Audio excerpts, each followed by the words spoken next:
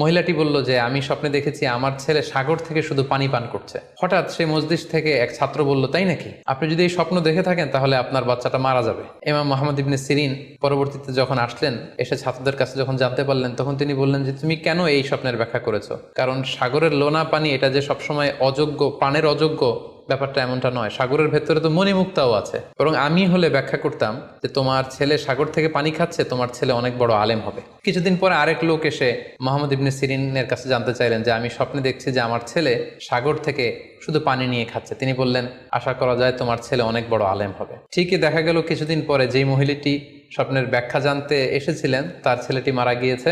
আর ওই যেই লোক মুহাম্মদ ইবনে সিরিনের কাছে স্বপ্নের সুন্দর ব্যাখ্যা নিয়ে গেলেন, তার ছেলে ওই সময়ের অনেক বড় আলেম হয়েছিল। এই জন্য সম্মানিত শুধু যে কারো কাছে স্বপ্নের ব্যাখ্যা জানতে চাইতে নেই।